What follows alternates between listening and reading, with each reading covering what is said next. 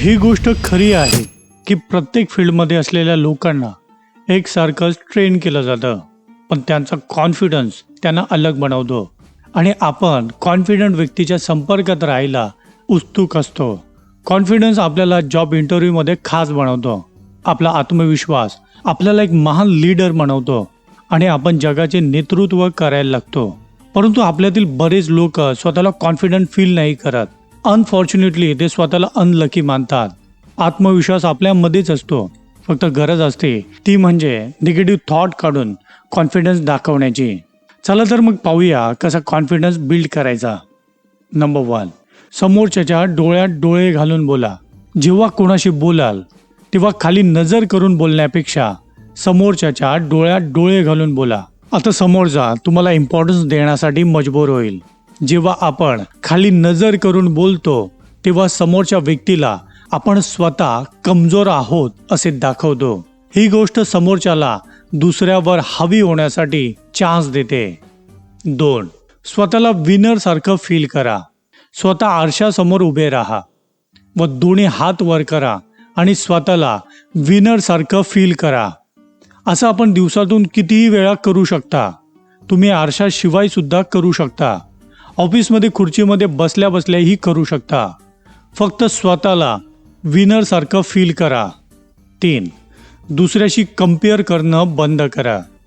जेव्हा आपण अन्य लोकांशी स्वतःची तुलना करतो तेव्हा आपण स्वतःला इतरांपेक्षा कमी लेखतो आणि लो कॉन्फिडन्सचे सगळ्यात मोठे कारण हेच आहे. आपण कोणापेक्षा कमी नाही आहोत.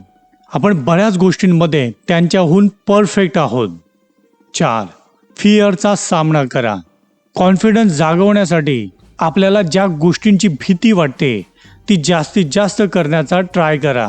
जॉब इंटरव्ह्यूची भीती वाटत असेल तर नेहमी इंटरव्ह्यू देण्याचा प्रयत्न करा. बॉसच्या समोर प्रेझेंटेशन दाखवण्याची भीती वाटत असेल तर हा विचार करत बसू नका की काही चुकलं तर काय होईल. निश्चिंत रहा, तुम्हाला काही फाशी होणार नाही. 5, आपली बॉडी लँग्वेज चेंज करा. स्वतःला पूर्णपणे फिजिकली फिट ठेवा. शोल्डर सरळ ठेवा, चेस्टला पुढे करा, मानेला खाली झुकवू नका आणि वेल ड्रेसअप राहा. कारण या सगळ्या गोष्टी तुम्हाला एक परफेक्ट पर्सन सारखं शो करतात. 6, विचार करा की वाईटाहून वाईट काय होईल. जर आपल्याकडून काही कळत न कळत चुकी झालीच तर हा विचार करा की होऊन काय होणार आहे. होत काहीच नसतं, पण आपले अतिविचार काही गोष्टी होण्याआधीच आपल्याला आतून खात असतात आणि आपण टेन्शन घ्यायला लागतो. एक मोठा श्वास घ्या आणि विचार करा की काही वाईट होणार नाही. मी या परिस्थितीशी फाईट करायला तयार आहे. 7, गर्दीमध्ये मोठ्या आवाजात बोला. बहुतेक इंट्रोवर्ट लोकांचा कॉन्फिडन्स गर्दीमध्ये लूज होतो. जर आपण गर्दीमध्ये उभे असाल तर मोठ्या आवाजात बोला. कुठल्या दुकानासमोर जर तुम्ही गर्दीमध्ये उभे असाल तर मोठ्या आवाजात बोलून सामान मागा. दुकानदार सगळ्यात अगोदर तुमचा आवाज ऐकून तुम्हाला सामान देणार आणि अन्य लोकांनाही वाटेल की तुम्ही कोणीतरी खास व्यक्ती आहात. 8, चेहऱ्यावर नेहमी हास्य ठेवा. उदास चेहरा आपल्याला कधी कॉन्फिडंट फील नाही करू देत. चेहऱ्यावर स्माईल असल्यावर आपण एनर्जेटिक वाटतो आणि लोक तुमच्याशी कनेक्ट व्हायला लागतात.